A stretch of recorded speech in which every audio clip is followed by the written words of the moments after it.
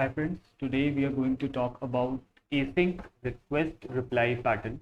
It is another one of the frequently used design pattern in which, let's consider a scenario. You have a calling application and you have a server. So this is a client and this is a server, and the client is trying to fetch some resources from the server, and client is trying to make an API call. And in normal scenarios or in frequently observed cases, client response server responds in some time, let's say 100 millisecond, 200 millisecond. So these are the scenarios which are commonly seen, but there are some scenarios in which the work done by server is not completed in short amount of duration.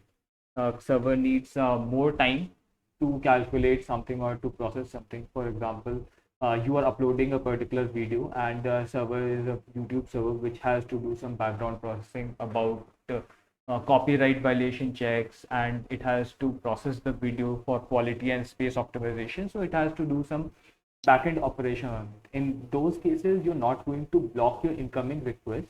You are going to handle these types of scenarios using async request reply pattern.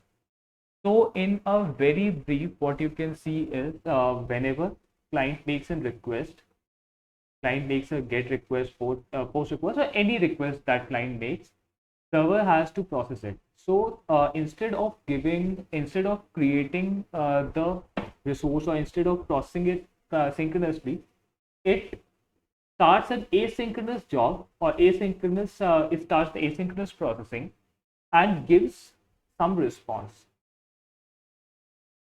It is going to give some response, and in this response there is going to be information about how to proceed further. Let's see how this is done. So when client makes a request, so this is your client, it makes a request to the server, and for, let's say, a particular video, it sends a particular video. So what server, or in our case YouTube, is going to do, it is going to upload it, it is going to basically start the asynchronous processing. Asynchronous processing means that if it has available resources, it is going to start processing, or if it doesn't have available resources, there's another pattern in which the server is going to just push the message in the queue, message queue.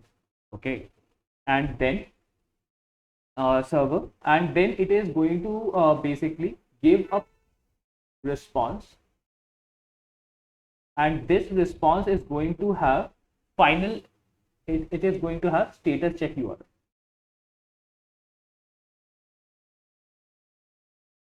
Okay, so in the next step, what client has to do is, client has to keep polling this status check URL. This status check URL can be corresponding to the resource that client is processing. So if it is a video, it is going to give vid equals 123, and it is going to hit status check URL for vid equals 123. So the pre-processing has to be done synchronously. So when server receives a video or an input, it is going to verify the request. It is going to verify the request. It is going to check that whether this operation is valid or not. Operation is valid or not. And once it has been verified, it can give the status check URL.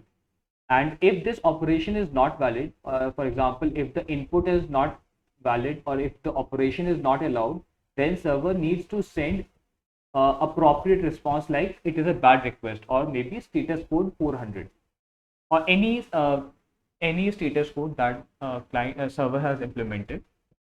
So once status check URL has been provided, once a status check URL has been provided to the client, client is going to poll this status check URL. It is going to keep polling status check URL. So if a client is polling a particular status check URL, and there are a lot of users, so these status check URLs can create extra load on the servers. So instead of polling at a regular intervals, server can send next retry time also to the client. So for example, in a status check URL, if server has pre-calculated that the processing is going to take approximately 5 minutes,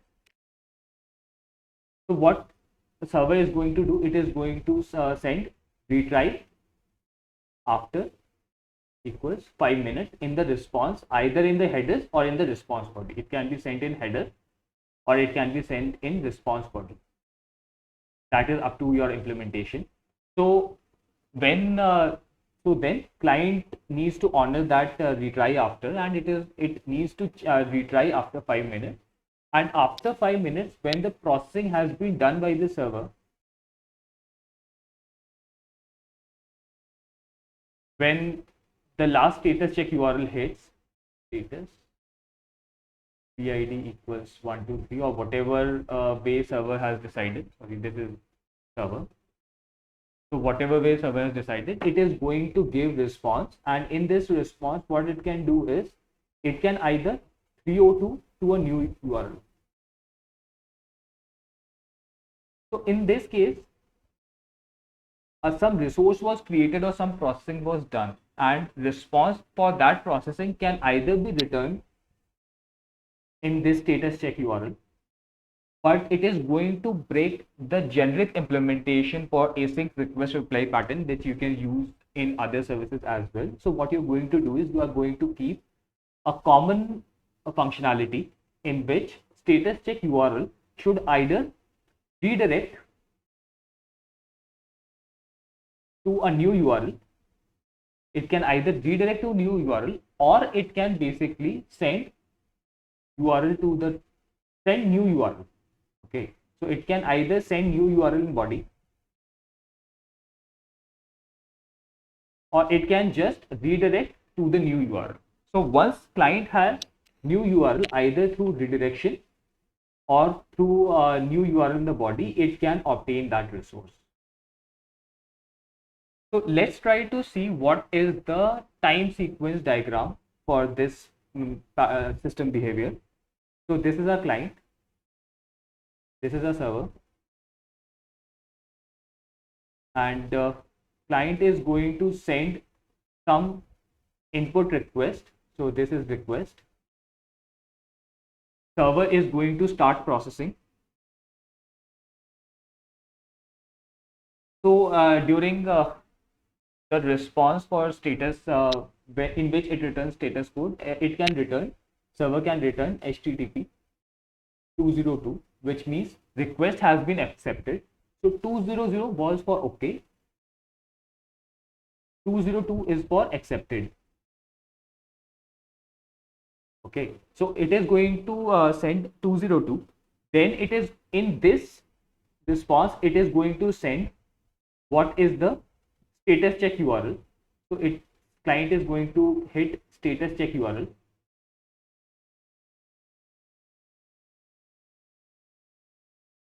Then client is going to hit this status check URL, which was returned in the server's response or API endpoint for creating. This is status check. This is the status check URL, and then it is going to return HTTP 202.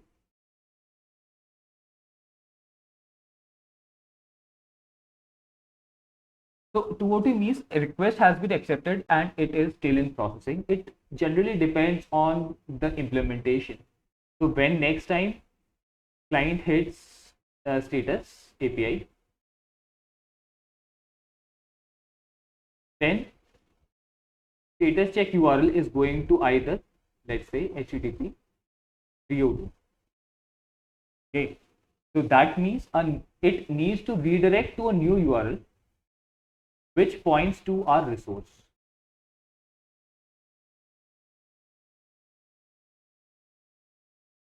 So a new resource has been created and it has been pointed by the status check URL. All this processing was happening in the backdrop where server was processing or some another third server was service was processing, and according to the contract, new resource was created, which was returned in the status check URL. And when this request is basically retrieved, it is going to get HTTP 200. So all these diagrams, all these figures are present in the Microsoft Architecture Patterns series that is present on Microsoft website. The link to that document is given in the comments, given in the description. You can check that out. Let's continue.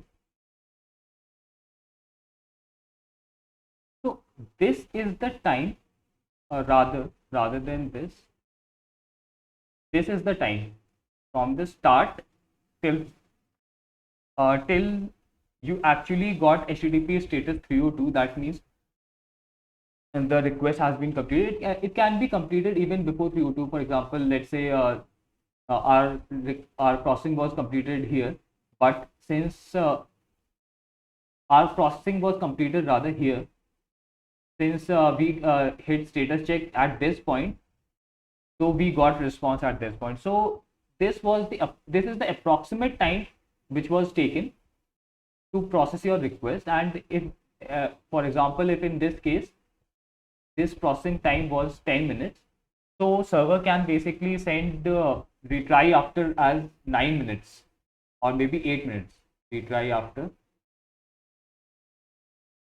8 minutes, so that client can prevent from hitting excessive status check URLs, providing or giving heavy load to the servers. I'm not able to get the right words. So let's see what are the different scenarios in which you are going to need this type of pattern. For example, this type of pattern can be avoided if there is a callback mechanism. So for example, when client is requesting a particular resource from a server can just have in the request itself, it can give a callback URL, which server can save along with the request. So whenever the processing is complete at the server end, it knows that it needs to call back to this service, let's say X. So it can basically, once the processing is done, so this is the request, response was returned that request has been accepted,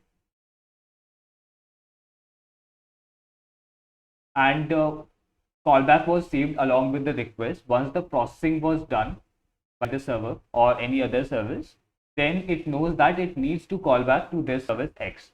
But this type of pattern is not possible when clients are involved. For example, if there is a browser, you cannot give a callback URL. So for example, if you are sending any post creation, for example, you are saving posts, or you are uploading a post, or you're posting some content on Facebook, so you cannot have callback URLs as you are its client, or you are using a browser or an application and it does not have callback.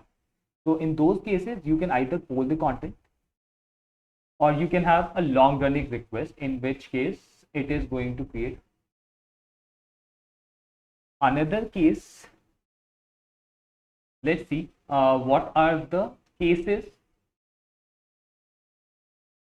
where this pattern is used. So this pattern is used when you have a long running process. This pattern is not required when you have, let's say, small processing time. For example, you have maybe 200 millisecond processing time, or even 1 second processing time. In those cases, it is not required. You can just have request and response in one go. But this can be required when your processing time is high. So one is high processing time.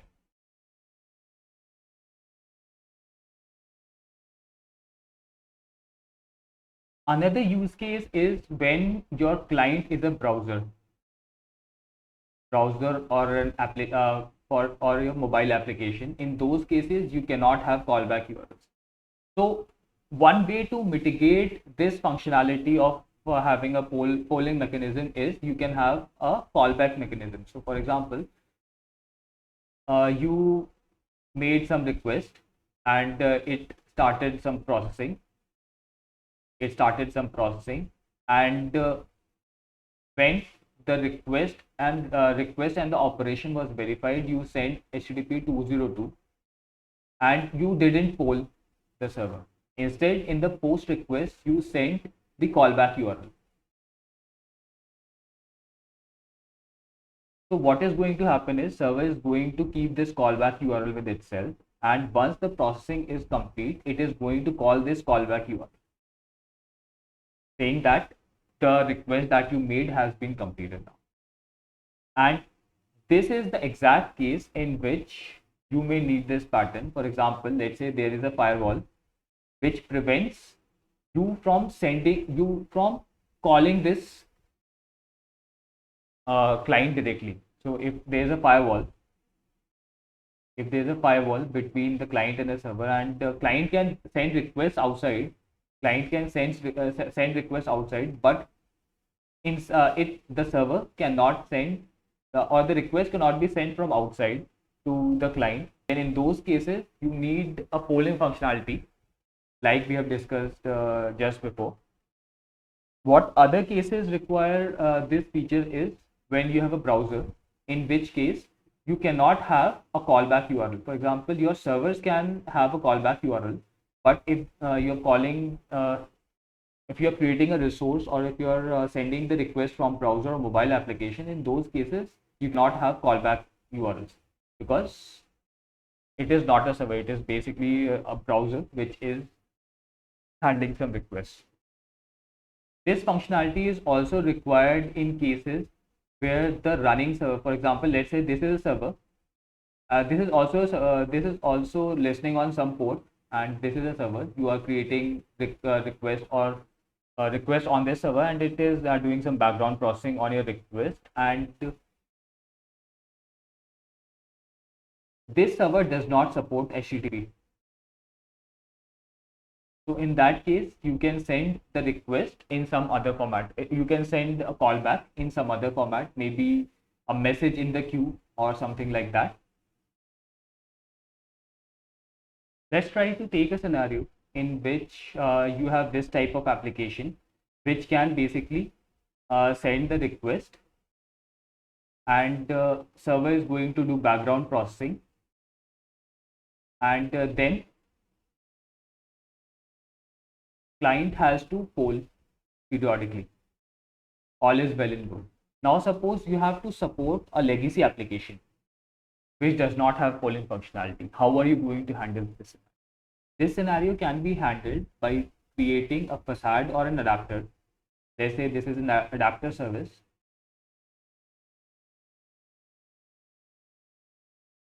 What this service is going to do is, legacy system which cannot poll which cannot either poll or cannot have a callback mechanism. Or this is also possible that you have pre-built service which does not support callbacks, it only supports polling mechanism. So what you can do is you can create an adapter service. The responsibility for this adapter service is legacy systems are going to call this adapter service. Then this adapter service is going to make the request on behalf of legacy service. This is the request, and then after the request, it is going to status check on the it is going to poll on the status check URL, and once that request is complete, or it gets the either 302 or new URL, it is going to send a response.